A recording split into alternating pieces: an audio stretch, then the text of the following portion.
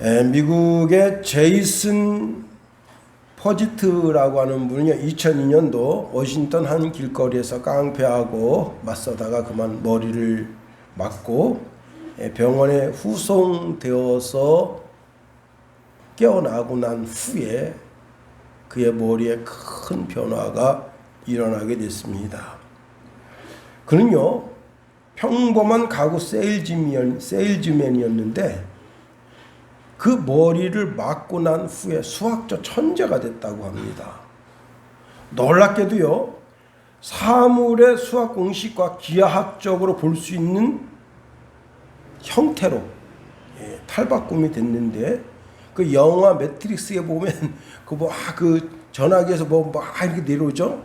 그런 뭘 보면 그게 보이는 거예요. 주길이 막 보이는 거예요. 그래서 이제 전 세계 신경학자들에게 큰 관심을 끌게 되고, 그래서 이제 그 뇌를 스캔해 본 결과 사고의 충격으로 수학적 능력을 좌지우지하는 뇌 기능이 활성화되고, 그 의사들도 이것을 보고 깜짝 놀라게 됐다는 겁니다. 그래서 이걸 뭐라고 말하냐면 서번트 신드롬이라고 하는데, 그때 그 충격으로 인해서 수학적 능력이 월등하게 커져서 지금은 이제 수학 공부를 하고 수학 교수직을 하고 있는 것으로 그렇게 지금 알려지고 있습니다. 깡패가 한 대 만져줬는데 천재가 된 거예요. 로뎀나무 아래 엘리야가 있을 때 하나님의 사자가 찾아가서 그를 만져줍니다. 그는 기진맥진해서 완전히 죽을 것 같은데, 인생 여기서 이제 끝냈으면 좋겠다, 하나님이 날 죽여주셨으면 좋겠다 하는 그런 인생인데 하나님이 그를 만져주십니다. 그러니 거기서 힘이 새로 솟구쳐서 40일 주야를 걸어서 하나님의 산으로 가게 되고, 그 하나님의 산에서 사명을 새롭게 받아서 왕들을 세우며 나라를 새롭게 했습니다. 오늘 이 시간 이 예배를 통해서 하나님의 만지심이 여러분 속에 있게 되기를 예수님의 이름으로 축원해 드립니다. 요한계시록에 보면 부활하신 주님께서 하나님의 사역자들을 만지시고 그리고 그 성도들을 만져주십니다. 주님의 옷자락으로 성도들을 덮으시면서 그 심령 한 사람 한 사람의 마음을 만져주시고 힘을 북돋아 주시며 세상을 향해서 살아나갈 수 있는 힘과 용기를 다시 세워주십니다. 오늘 본문의 말씀에도 보면 큰 무리가 예수님께 왔습니다. 큰 무리, 그 큰 무리 가운데 마음이 상하고 정말 근심과 걱정과 염려 때문에 예수님을 찾아 나오는 분도 있습니다. 그런데 예수님께 오니 예수님이 말씀으로 그들의 영혼을 만져주시니 그 영혼이 시원해지는 겁니다. 여러분, 아주 뜨거운 여름날, 아주 그냥 냉장고에 막 얼뜻맞뜻 그렇게 딱 된 그런 물 한 잔 마셔보세요. 속까지 시원하잖아요.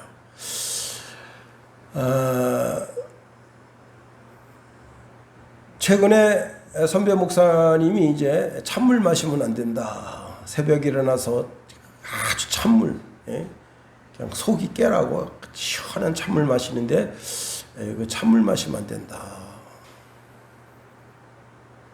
또 어떤 분은 뜨거운 물만 마셔야 된다, 어떤 분은 찬물 마셔야 된다, 여러 가지 이제 의견이 분분한데, 이 동양은 주로 차 문화가 발달되어 있어서 차는 뜨겁잖아요. 뜨거운 물, 그래서 뜨거운 물을 마시도록 특히 중국인들은 무조건 차예요. 무조건 차. 하여튼 뭐든 풀떼기든 뭐든 넣어가지고 차를 끓여서 그걸 마시는데 차 문화가 발달되어져 있고, 물이 좋지 않은 지역은 반드시 물을 끓여 먹는 문화가 발달되면서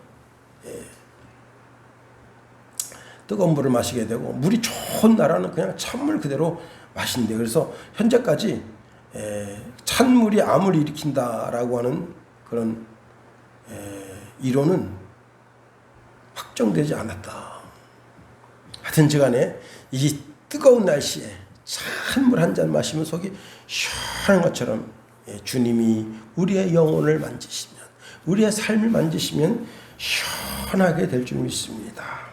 자, 주님이 두루와 시돈에서 가나안 한 여자의 삶을 만져주셨습니다. 이 여인은 자기 딸 때문에 늘 괴로워했었는데 주님을 만남으로 말미암아 그 마음이 시원해졌습니다. 그런데 갈릴리 한 작은 산에서 주님은 큰 무리를 만져주시는데, 큰 무리가 몇 명이나 되느냐? 장정만 4,000명입니다. 그 많은 무리들의 마음을 만져주십니다. 오늘 이러한 만짐이 오늘 주일 오후 찬양 예배로 드리는 여러분과 저의 마음속에 주님의 만지심이 있어서 우리의 영혼이 시원해지고, 지금 아직도 전라도나 경상도는 계속해서 가뭄 상태잖아요. 강이 다 말랐습니다. 미국을 보여주는데, 미국의 어떤 한 큰 강을 보여주는데 물이 꽉 찼을 때, 그 다음에 평소, 그 다음에 지금 현재 상태를 가르쳐 주는데 물이 싹 말랐어요. 물이 말라가지고 댐 주변에 물이 조금 있는 것을 위성 사진으로 보여줍니다. 가뭄의 장맛비처럼 그 물이 그냥 댐 위에 찰랑찰랑해서 그 댐을 보는 그 관계자들의 마음이 풍성해지는 것처럼 그런 은혜가 있기를 예수님의 이름으로 축원해드립니다. 자, 우리가 오늘 본문에 있는 말씀을 통해서 세 가지를 한번 살펴봅니다. 이런 폭포수 같은 은혜는 그리스도께서 갈릴리에 오시게 됨으로 이루어졌다고 하는 사실입니다. 두루와 시돈에서는 단 한 명, 한 가정에게 기적을 베푸셨으나 갈릴리 해변에서는 어마어마하게 많은 무리에게 큰 기적과 이적을 베풀어 주셨습니다. 두루와 시돈 지역에 가나안 여자, 귀신이 들려 그것 때문에 고통당하는 어미의 그 찢어지는 마음을 주님이 위로하시고 그 귀신을 내어 쫓아주시고 그 아이를 강건케 해주셨는데, 이제 두루와 시돈에서 갈릴리로 돌아오신 주님, 그때 갈릴리 지방에 있는 수많은 영혼들, 그리고 이방인 지역에 있는 수많은 사람들이 예수님을 쫓아왔다는 사실입니다. 29절 말씀에 보니까 떠나사라고 말씀하고 있는데, 이 떠나다라고 하는 말은 지형적인 의미로 한 지역에서 완전히 다른 지역으로 옮겨갔다. 다시 말하면 무대가 바뀌었다는 거예요. 두루와 시돈에서는 무대가 좁습니다. 한 여인에게 집중된 무대였다면 갈릴리 작은 산은 거기에는 장정만 4,000명이 되고 여인들과 아이들은 그 숫자도 세지 않는 어마어마한 거대한 무리, 그렇게 많은 무리가 있는 무대로 바뀌었다는 겁니다. 한 가련한 여인이 자기 딸이 귀신 들림으로 인해서 예수님 한 번 만났으면 얼마나 좋을까. 내 딸이 귀신에게로부터 노임받을 텐데. 그래서 예수님을 간절히 고대하고 기대했는데 예수님께서 두루와 시돈 지역에 오셨습니다. 그때 예수님을 쫓아가서 주여 다윗의 자손 예수여 내 딸이 귀신 들렸습니다 할 때 예수님이 들은 척만 척도 하지 않고 그냥 그 길을 가시는데 너무나 속이 상했어요. 다시 큰 소리를 외치니 제자들이 예수님 저 여자가 쫓아오면서 큰 소리 지르는데 저 여자를 빨리 보내주세요. 그랬더니 예수님이 하시는 말씀이 나는 이스라엘 집 잃어버린 양 외에는 다른 데로 보내심을 받지 아니하였다 하시면서 계속해서 가실 때 제자들이 또 채근합니다. 예수님 저 여자가 계속 쫓아오면서 저 소리 지르는데 어찌하면 좋겠습니까? 예수님이 하시는 말씀이 상 위에 있는 떡을 취하여 개들에게 던지는 것이 마땅치 않다 하고 아주 엄한 말씀으로 할 때 그 여인이 예 맞습니다. 그런데 상 밑에 있는 개도 그 부스러기를 먹고 사는 것을 기억하십시오 할 때 여인아 내 믿음이 크다 말씀하시면서 내 소원대로 되리라 말씀해 주십니다. 자, 여러분, 우리가 여행할 때 아무런 목적도 없이 여행하는 사람이 있을까요? 다 목적과 뜻을 가지고 여행을 합니다. 사람이 그렇다면 하물며 천지를 지으신 그리스도이시겠는가 하는 겁니다.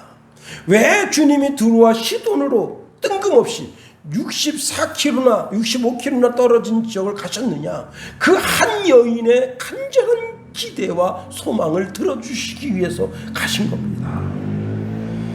여러분, 그리고는 거기서 다른 그 어떤 일도 행하지 아니하시고 다시 갈릴리로 올라오신 것을 여러분 기억하시기 바랍니다. 지금도 주님은 여러분이 간절히 기도하면 이 가나안 여인처럼 두로와 시돈에 살고 있었던 헬라 수르보니게 여인처럼 간절히 기도한다면 주님은 여러분을 찾아오셔서 여러분에게 너가 무엇이 필요하냐 물어보시게 될 겁니다. 두로와 시돈 이 가나안 여자에게 베풀어졌던 놀라운 은혜가 그 부스러기 같은 은혜가 여러분 심령 가운데도 풍성하게 임하게 되기를 예수님의 이름으로 축원해 드립니다. 그런데 이제 무대가 바뀌었어요. 전혀 다른 곳으로 바뀌었습니다. 29절에 있는 말씀처럼 예수께서 거기서 떠나서 갈릴리 호숫가에 이르러 산에 올라가 거기 앉으셨다 말씀합니다. 주님이 갈릴리 호숫가의 작은 산에 올라가 앉아 계십니다. 거기 앉아 계시니까 그 주변에 12제자가 있고 예수님을 따르는 몇몇 사람들이 있는데 사방팔방에서 예수님을 다 알아볼 수 있어요. 아, 저기 주님이 계시는구나. 지금 주님은 하나님 보좌 우편에 가장 자비로운 모습으로 앉아 계십니다. 그것은 마치 하루 강아지가 사자가 뭔지도 모르고 사자 주위에는 작은 사자 새끼들이 있는데 지도 사자의 젖을 빨겠다고 막 달겨듭니다. 사자 새끼들이 보니까 이게 웃기는 현상이에요. 강아지 새끼가 지 어미가 누군지도 잘 모르고 눈도 떠지지 않아서 젖냄새만 맡고 지금 사자한테 막 달겨드는데 사자가 여러분 한 입거리도 안 되는 거죠. 강아지인데 강아지 눈도 못 뜬 강아지 태어난 지 겨우 하루 이틀 된 강아지 그 강아지가 지금 사자 어미에게 젖빨겠다고 달겨들 때 사자 어미가 그걸 보고 자비를 베풉니다. 다른 사자 새끼들이 그 강아지를 물으려고 그러니까 어미가 하면서 물지 말라고 소리를 지릅니다. 이내 그 강아지가 사자한테 와서 지가 그 사자가 지 어미인 줄 알고 젖을 쭉쭉쭉 빨아요. 여러분, 누구든지 그리스도께서는 사자보다 더 어미하신 분이시고 존귀한 분이시고 영광 중에 계신 분인데 누구든지 그리스도에게 와서 그리스도의 은혜를 구하면 그분은 거절치 아니하신다 하는 사실입니다. 지금은 누구나 볼 수 있도록 교회의 머리로 계십니다. 누구나 다가설 수 있도록 언제나 교회에 계십니다. 이 자비하신 예수님은 죄인의 친구로 오셨다는 겁니다. 당시 창녀들의 친구가 되어주셨어요. 강도들의 친구가 되어주셨어요. 도둑놈들의 친구가 되어주셨어요. 친구 따라 강남 간다고 여러분 친구가 아주 악한 영향력을 끼치면 그 친구도 악한 영향력 속에 들어갈 수밖에 없는 겁니다. 그런데 예수님은 죄인들의 친구가 되어주셔서 악한 영향력을 끼치시는 것이 아니라 아주 좋은 영향력을 끼쳤어요. 나를 따라오너라 말씀하시며 사람이 살아가야 할 본연의 자세로 삶을 이끌어 주신다. 누가복음 5장 31절 32절에 보니까 예수께서 대답하여 이르시되 강건한 자에게는 의사가 쓸데없고 병든 자에게라 쓸데있나니 내가 의인을 부르러 온 것이 아니요 죄인을 불러 회개시키려 왔노라 말씀하십니다. 가늠하다가 현장에서 붙잡혔습니다. 그 여인의 보호자가 되어주시고 해방자가 되어주시고 그 여인의 친구가 되어주시면서 당부하시기를 나도 너를 정죄하지 않겠다. 가서 다시는 죄를 범치 않도록 경건한 삶을 살라 말씀하십니다. 갈릴리 작은 산 위에 누구나 볼 수 있도록 계신 예수. 지금 순양교회에 누구나 볼 수 있도록 이 교회의 머리가 되신 분이 우리 구주 예수님이시다. 두 번째로 그 갈릴리 작은 산 위에 계신 예수님을 누구나 다 볼 수 있도록 그렇게 계신 그 가운데 큰 무리가 찾아왔다고 하는 사실입니다. 우리 30절 다 같이 한번 읽어볼까요? 30절 시작. 큰 무리가 저는 사람과 장애인과 맹인과 말 못하는 사람과 기타 여럿을 데리고 와서 예수의 발 앞에 앉힘에 고쳐주시니. 예, 큰 무리가 예수님께 나왔다는 거예요. 여러분, 큰 무리가 주님 앞에 나와 있다. 그 큰 무리가 주님 앞에 나와 있는 것이 복된 겁니다. 올 봄 야구가 개장되면서 최다 인원이 23,108명이 야구장을 찾아왔대요. 그러나 이 23,000명은 예전에 모이던 숫자에 반환된다. 코로나 때문에 이제는 야구장에서 마음껏 음식물을 시켜 먹을 수 있도록 법을 다 풀어줬어요. 그래서 사람들이 야구장에 안 간다. 야구 한물 갔다. 축구장도 마찬가지입니다. 얼마 전 토트넘과 축구가 있었는데 그 넓은 축구장을 가득 채웠어요. 농구는 또 어떻습니까? 여러분, 사람 많이 모이는데 개봉작. 요즘 유행하는 사람들의 관심을 끄는 영화가 뭔지 모르겠지만은 개봉작 극장은 또 어떨까요? 큰 무리들이 모여 있을 때 큰 무리들이 모여서 자기 마음을 즐겁게 하고 자기 이 내적인 카타르시스, 자기 마음을 정말 유쾌하게 하기 위해서 사람들이 모여듭니다. 그런데 갈릴리 작은 언덕 위에 모인 이 무리들은 자기 자신을 즐겁게 하기 위해서 모인 것이 아니라 주님을 기쁘시게 하기 위해서 그 갈릴리 작은 산에 모였습니다. 거기서 예수 그리스도의 통치가 시작된다. 창세기 49장 10절에 보면요, 주가 유다를 떠나지 아니하며 통치자의 지팡이가 그 발 사이에 떠나지 아니하기를 실로가 오시기까지 이르리니 그에게 모든 백성이 복종하리로다. 갈릴리 작은 산에서 주님이 계시고 12제자가 계시고 그 큰 무리가 주님의 말씀을 듣는데 그 발치에서 그 말씀을 들을 때 그 말씀을 들으면서 아멘 아멘 하며 그동안 몰랐던 천국의 비밀에 대한 그 오묘한 진리가 자기 마음속에 싹 깨달아지니. 제가 오늘 아침에 새벽 시간에 루터와 칼빈의 이야기를 쭉 들었습니다. 특히 루터의 이야기를 들으면서 신학이 성경과 전혀 상관없는 삶을 살았던 시대가 바로 그 시대구나. 성경과는 전혀 관계없는 시대. 성경이 라틴어로 돼 있어가지고 일반인들은 라틴어를 몰라요.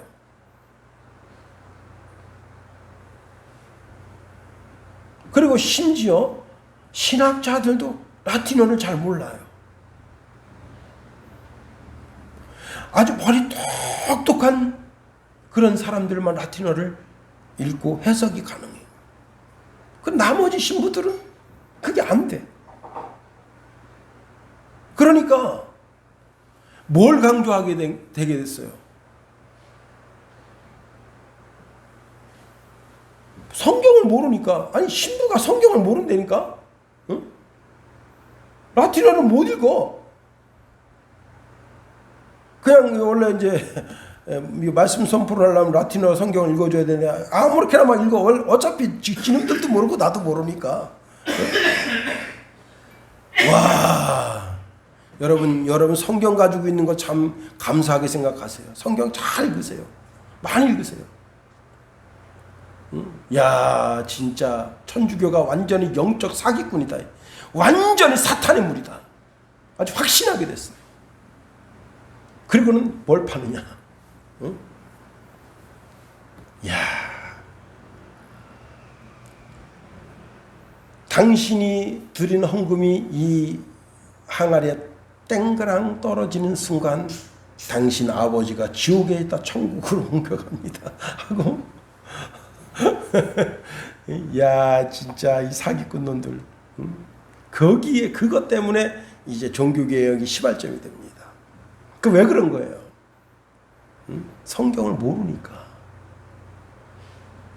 그 루터가 자기가 지은 죄에 대해서 그렇게 슬퍼합니다. 자기 친구가 눈병이 나가지고 병원에 입원했어요. 근데 루터가 자기 방에 들어가서 회초리를 자기 종아리를 30대를 때립니다. 왜 때리냐면 친구가 저렇게 아파하는데 내가 그걸 몰랐다. 그게 죄가 되나요? 아니잖아요. 그런데 내가 그 친구가 저렇게 눈병이 나서 병원에 입원할 정도로 저렇게 아팠는데 내가 그거를 돌아보지를 못해서 몰랐다고 해서 자기 종아리를 때려요. 왜? 그렇게 속죄가 되는 줄로 생각한 거예요. 여러분, 그렇게 해서 속죄 되는 줄로 착각하고 생각했다면 여러분 종아리는 남아나지를 않아요. 응?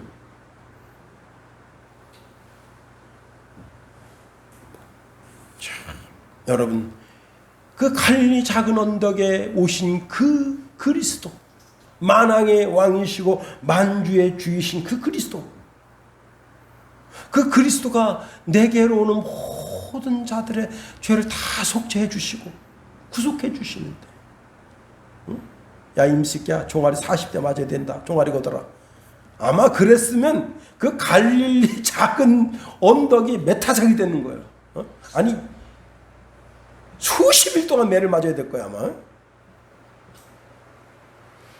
그런데 주님은 죄인들의 친구가 되어주셔서 네가 이제 결심했다면, 내가 다시는 죄를 짓지 않겠다고 마음에 결심했다면 그 결심대로 살아라. 그 회개를 거기서 받으시고 그들에게 새로운 삶을 베풀어 주신다는 거예요. 여러분, 여리고 성에 가셔서 거기에 삭개오를 만나시고 삭개오가 다짐합니다.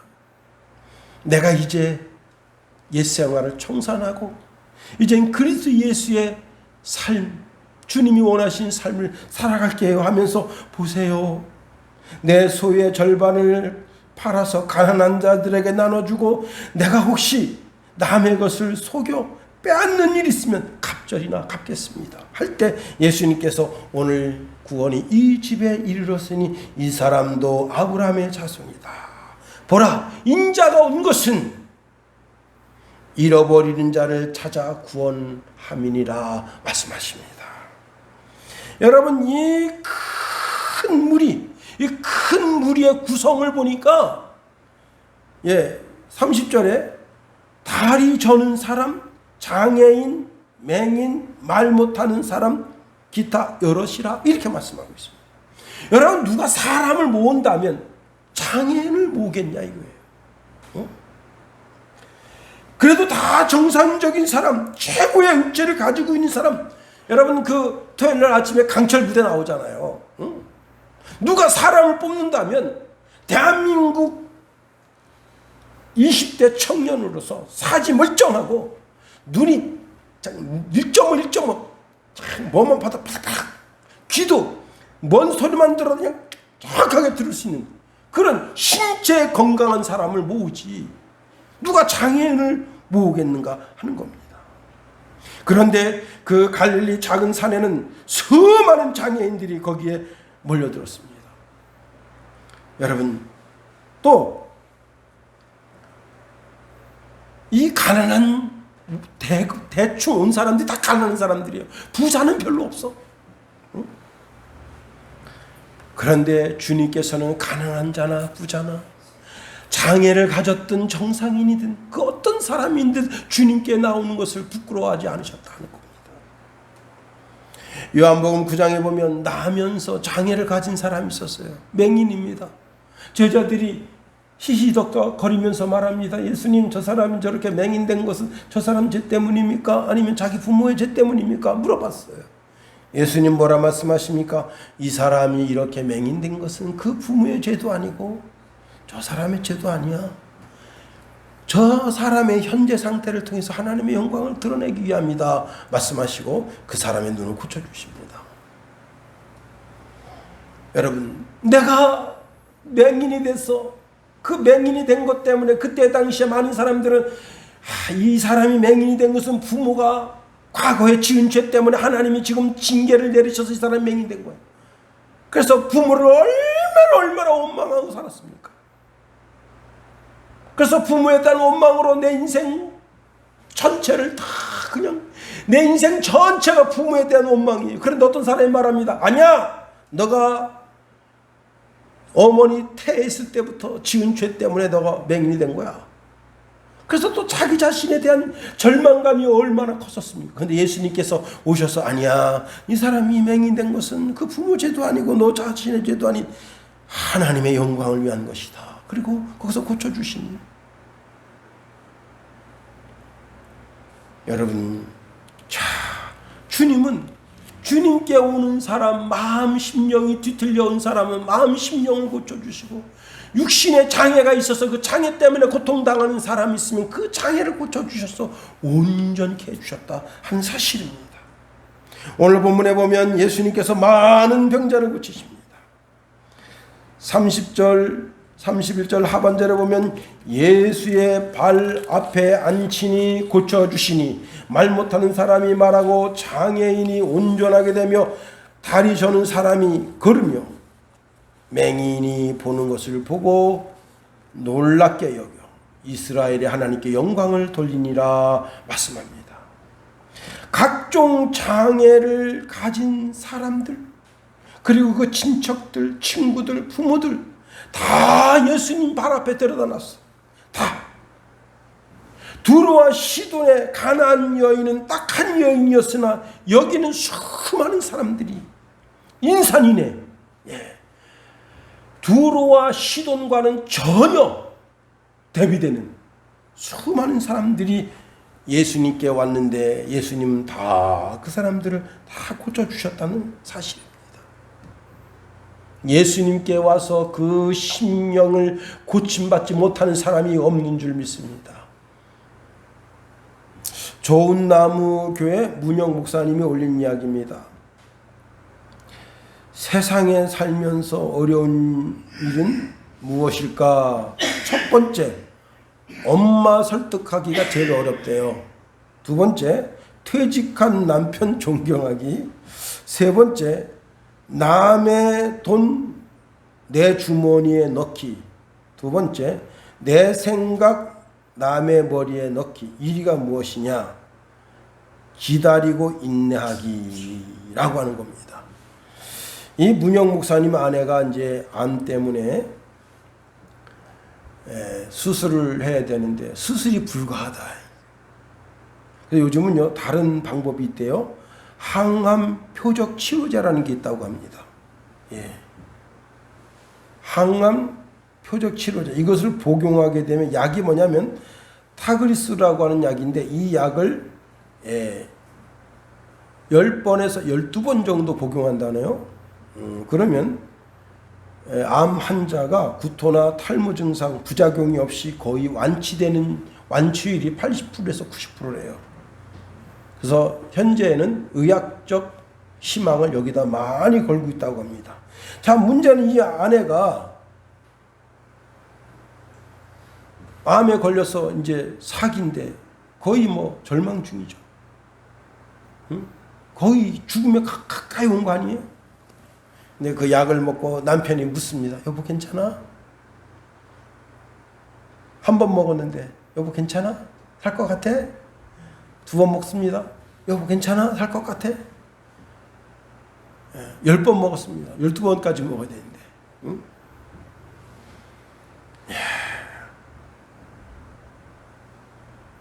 자기 아내한테 계속 채근하는 거야. 여보 괜찮아? 살 것 같아?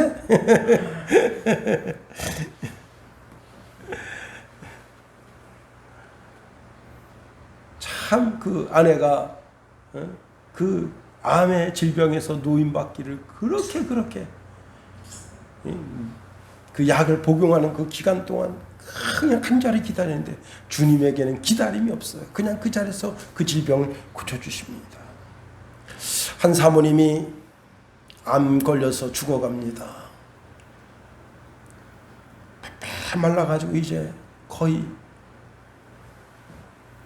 소망이 없어요. 그런데 목사님을 생각하니 목사님이 아직 젊어요. 40대 후반인데. 그래서 여보 왜 그래? 당신 말이야 나 죽으면 말이야 세상가 들어. 알았어. 근데 말이야 너무 젊은 여자 데리고 살지 말고 말이야. 응? 요즘은 찾아보면 나이 많은 노처녀들이 많아. 그러니까 노처녀 찾아가지고 결혼해야 돼. 그러니까 이 목사님 그랬다는 거예요. 아 그런 걱정하지 말고 빨리 죽긴 해. 그랬다는 거예요. 그랬더니 이 사모님이 죽긴 해. 그 한마디에 마음이 영 억장같이 무너지면서 이 인간이 나 죽기를 기다리는구나.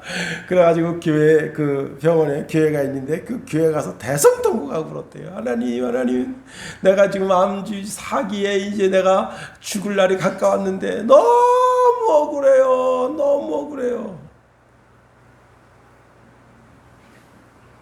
그런데 그렇게 기도하고 났더니 이상하게 몸이 좋아지는 느낌이 들더래요.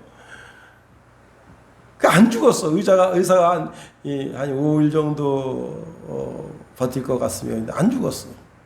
점점점 건강해져. 점점점 음식도 잘 먹게 돼.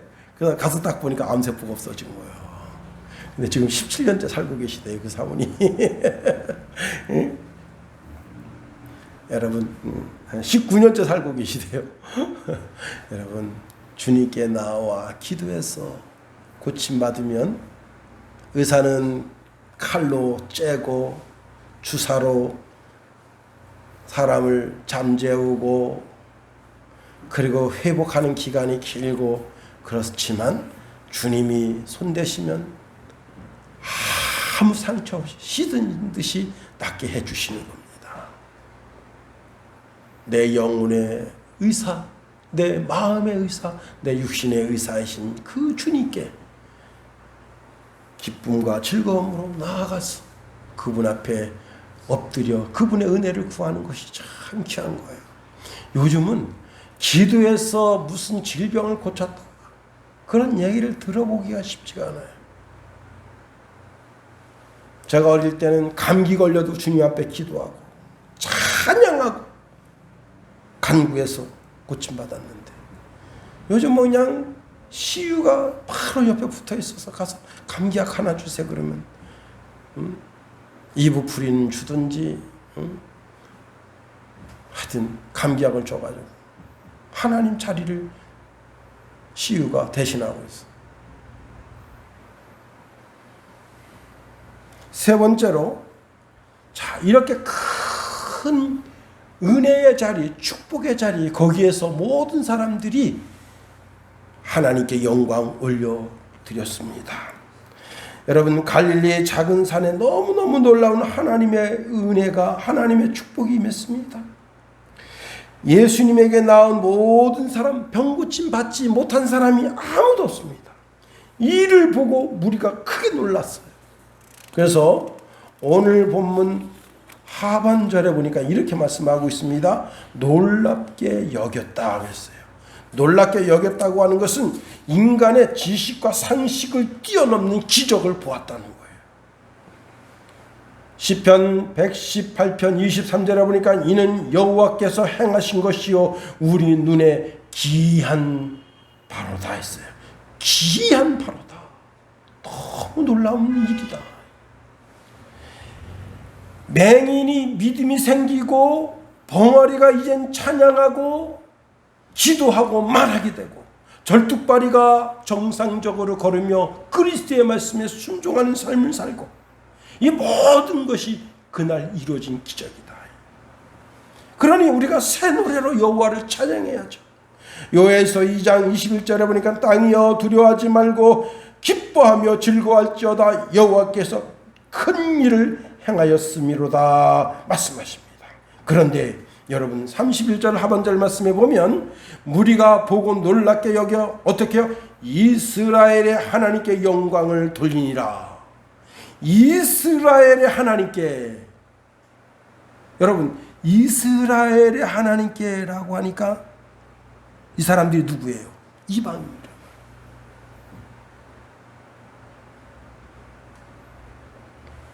두루와 시돈 그 지역에 있던 그들, 또 갈릴리 지역에 있던 그들이 다 예수님께 나오. 당시에 예수님이 수많은 사람을 고쳐주셨는데 예루살렘 당국자들은 예수가 바알세불의 힘을 입어서 병을 고친다. 그래서 접근 금지 명령을 내린 거예요. 바알세불이 누굽니까? 마귀잖아요. 마귀의 힘을 입어서 병을 고친다. 그래 가지 마라. 그래서 오히려 유대인들은 예수님께 나오길 주저했습니다. 그러나 이방인들은 담대한 믿음을 가지고 예수님 발치에 나왔어. 그 앞에서 주의 은혜를 받은, 주의 축복을 받게 된 거예요. 그날의 축복의 주인공이 이방인이 된 겁니다. 요한복음 14장 11절에 보니까 내가 아버지 안에 거하고 아버지께서 내 안에 계심을 믿으라. 그렇지 못하겠거든 행하는 그 일로 말미암아 나를 믿으라 말씀하십니다. 예수님이 그 갈릴리 작은 산에서 당신이 하나님의 아들 그리스도, 가나안 여인이 고백했던 다윗의 자손인 것을 다시 드러내신 거예요. 그리고는 다음 주에 생각하겠습니다마는 거기서 칠병이어의 기적을 이루신 겁니다.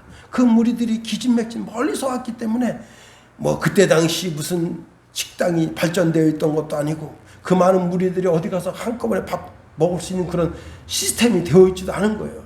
근데 그 무리들이 지금 너무 시장에서 기진맥진하니 그 갈릴리 작은 언덕에서 그들에게 칠병이어의 기적을 베풀어 주시는 겁니다. 예수님께 나오면 너무나 큰 은혜를, 은총을 받게 되는 거예요. 그래서 이스라엘의 하나님께, 나는 이스라엘이 아니지만 이스라엘의 하나님께 영광을 올려드린 겁니다. 사랑하는 성도 여러분, 오늘 갈릴리 작은 산에 베풀어졌던 은총이 여러분 심령 가운데 있게 되기를 예수님의 이름으로 축원해 드립니다. 예수님의 만지심이 있기를 축원해 드립니다. 예수님이 여러분의 영혼을 만지시고 여러분의 마음을 만지시고 연약한 육신을 만지셔서 모든 질병과 질고가 떠나가고 이스라엘의 하나님께 영광 올려드렸던 그 아름다운 찬양이 여러분 입속에서 하나님께 올려지는 온전한 축복이 다시 여러분 심령 가운데 있게 되기를 예수님의 이름으로 축원해 드립니다. 기도하겠어요. 하나님, 우리를 붙드시며 지키시며 인도하소서. 하나님, 갈릴리의 작은 산 언덕에서 베풀어졌던 이 놀라운 기적과 은혜가 다시 한번 우리 삶 속에 있어지기를 간절히 원합니다. 하나님, 마음이 상한 자에게 그 마음을 고치시고 육신의 장애가 있는 자들에게는 그 육신의 장애를 온전케 해주셔서 강건하게 해주셨던 주님, 우리의 삶에 찾아오셔서 우리의 마음을 만지시고 우리의 마음이 온전하여 지게 하여 주시며 우리의 장애가 있고 질고가 있어서 하나님께 간구하는 심령이 있거들랑 주님께 부르짖고 간구해서 고침받는 그런 영혼 다 되게 하시며 인도하소서. 하나님, 코로나 바이러스 때문에 우리가 얼마나 근심하고 걱정하고 염려하는지 알 수가 없습니다. 그러나 예수 이름으로 담대히 이길 수 있는 능력과 지혜도 우리에게 허락하여 주소서. 예수님 이름으로 감사하며 기도하옵나이다. 아멘.